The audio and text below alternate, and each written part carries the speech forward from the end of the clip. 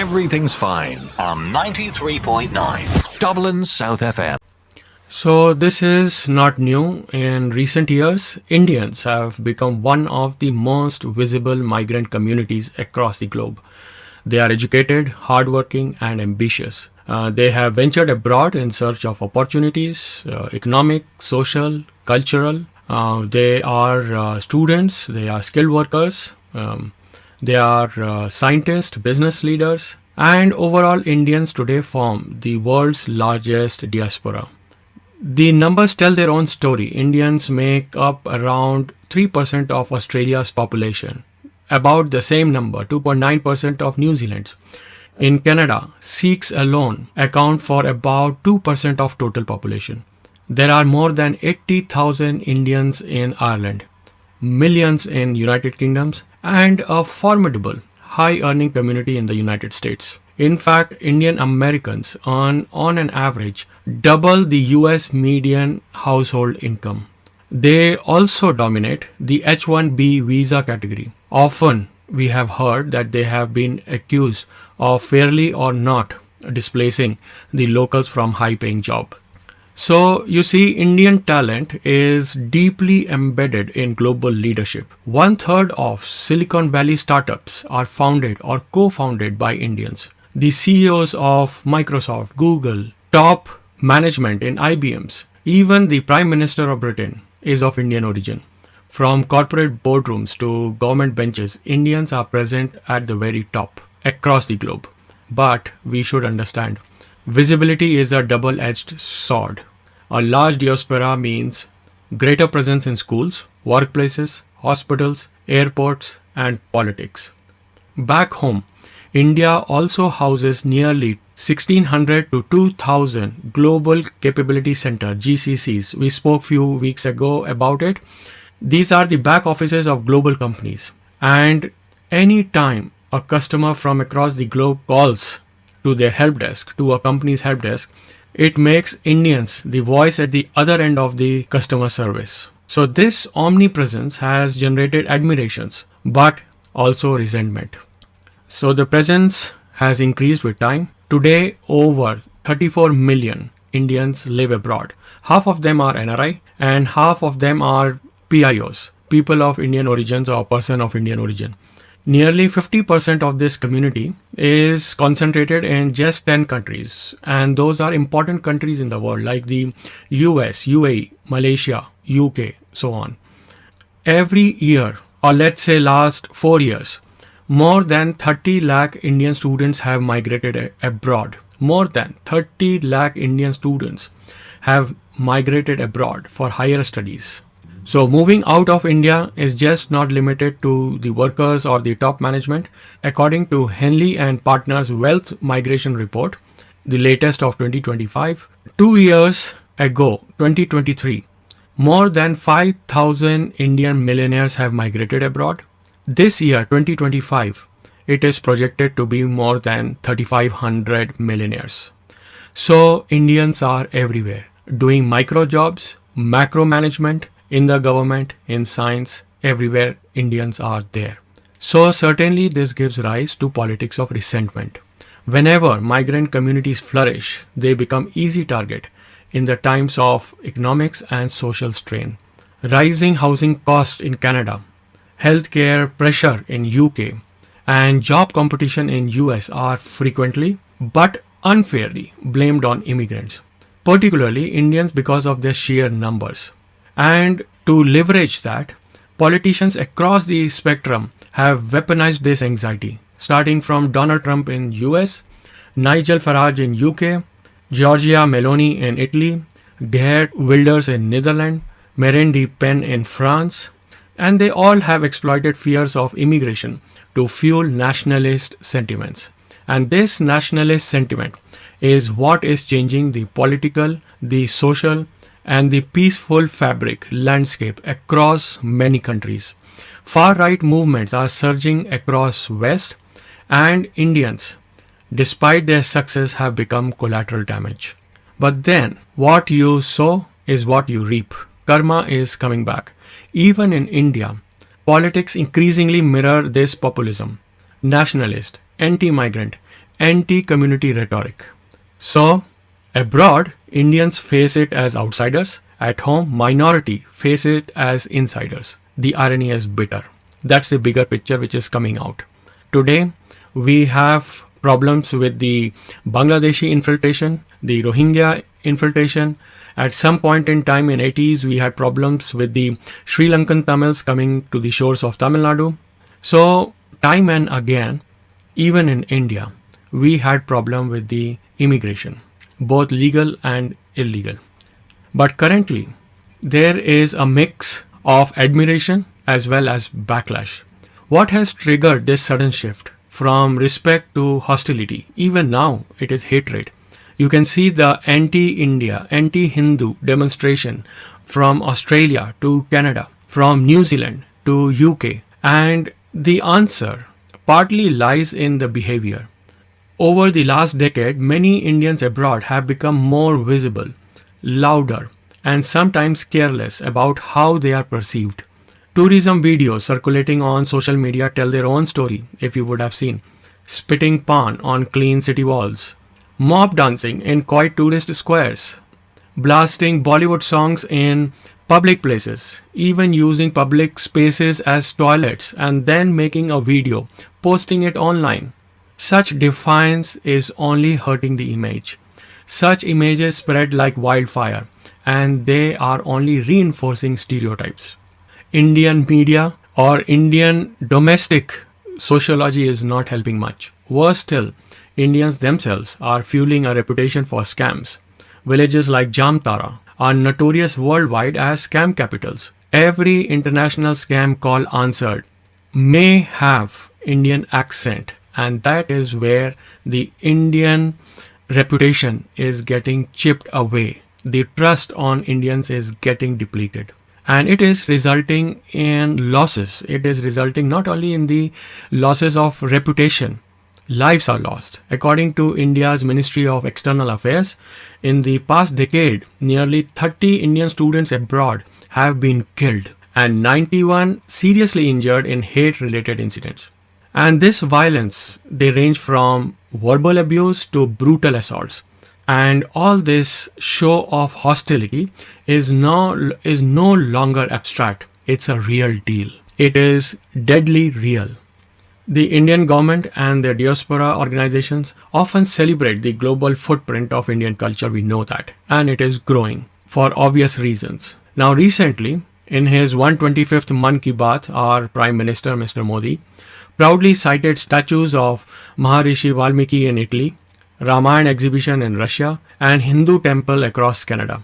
Now, cultural pride is natural, but when it crosses into cultural dominance, it creates friction, or is perceived as much, it stirs resentment. So, what's happening is the Indian diaspora is moving into these global cities. Obviously, they are comfortable living together because that's where the economics grow out of references and contacts. So, over the period of time, there are Indian dominated areas across the country. So, for example, Brampton in Canada, New Jersey in America, Melbourne, Australia, Wembley and Hounslow in Britain. So, they have become sort of Indian colonies. And if you walk through these colonies across, you can feel these cities are less well kept. The civic sense in these cities are observed to a less degree than any other places in the same country. So what it has done is given the politicians a tool to call these cities, these towns as Indian enclaves. And there is this one very far right politician activist in Britain called Tommy Robinson. He was talking about walling or encompassing those cities, those areas. Of course, it was met with high resistance by the government of UK, but still, those are the thoughts that are being put into minds of the local population. So, these enclaves are seen as cultural takeovers. Some see as Indian pride, not as confidence. But if you wrap it up with arrogance and limit it to not integration, then it gives rise to separatism. This fuels the narrative that Indians are taking over. They are taking over jobs, they are taking over business, they are taking over the culture of the town, they are taking over the culture and the traditions of the city. And if you go back a little bit into the history of 1920s Germany, this dangerously echoes that time where the Jews were painted as a common enemy who are going to take over the business of Germany. We are not there yet, but there are steps in that direction. Geopolitics is not helping much. There is another factor in the last couple of months, particularly in Europe. In the Russia-Ukraine war, Russia is seen as clear aggressor threatening European peace, and India's reluctance to condemn Moscow, coupled with its vast purchases of discounted Russian oil, tainted its image.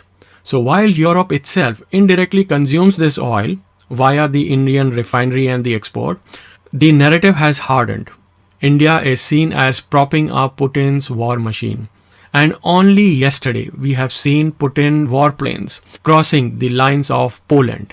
So it is a dangerous situation because Indians are standing on the wrong side of the war as perceived in Europe. Also, because India is seen as propping up Putin's war machines, India overall is losing the long cultivated reputation as a peace-loving, non-aligned nation. Now this is a government policy, not much the Indians can do on the ground, but it is hurting. Further damages had come from the accusations by Canada and the United States that the Indian government had carried out targeted extraterritorial attacks on dissidents. The crisis with Canada was so sharp, if you remember, that visa processing for Indian students were disrupted and respective diplomats were withdrawn. And these charges, still playing out diplomatically, undermine India's moral positioning on the global stage. So Indians are viewed differently. India as a state is accused of aligning with the aggressor or pursuing covert operations abroad, and ordinary migrants struggle against rising resentment in the host countries. So if you combine the weight, it leaves the Indian diaspora walking a tightrope in a divided, hyper-connected world. In a way, Indians abroad are victims of their own success. Their excellence in education, their orientation towards education, technology, medicine and business have made them highly visible, as we said, and this is actually breeding scrutiny. The more they are seen, the more is the scrutiny. And then they get amplified in the age of Instagram, TikTok, Facebook and YouTube. And therefore, one incident is just enough to tarnish the entire community. So the consequence is that Indians abroad are no longer viewed only as model minorities. They are increasingly resented for being too successful, too clannish, too loud, and too omnipresent, taking over the country.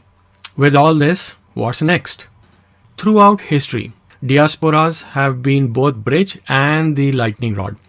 British Jewish migrants in early 20th century, the Chinese diaspora in Southeast Asia, and later South Asian communities in the West, all faced hostilities as their success intersected with local pressures. But then we should also ask, we have Chinatown in all the countries. Do we face the same problem there? Do the Chinese also attract the same kind of hatred or beginning to attract same kind of hatred?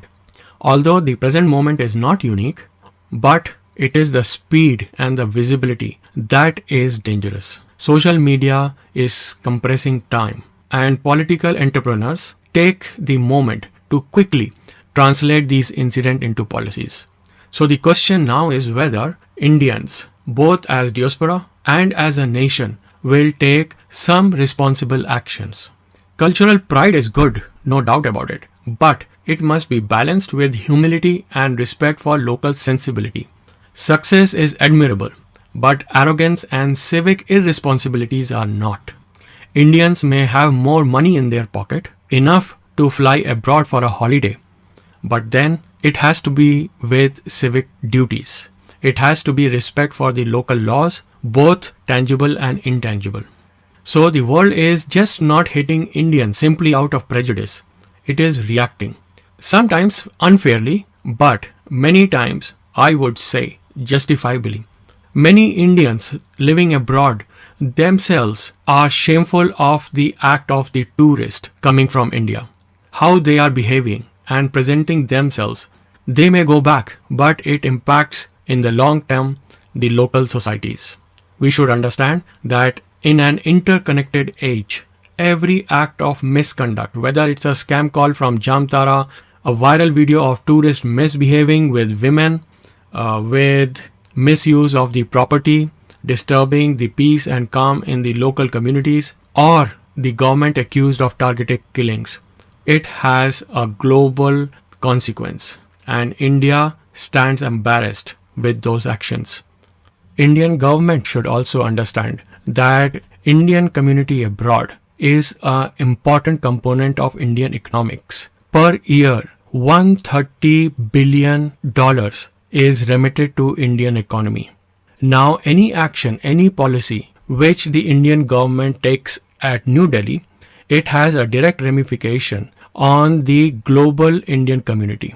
So they should be mindful. Finally, if India wants to preserve the respect they have earned for last 75 years, they must learn the lesson of this 21st century, that visibility without responsibility is a dangerous game.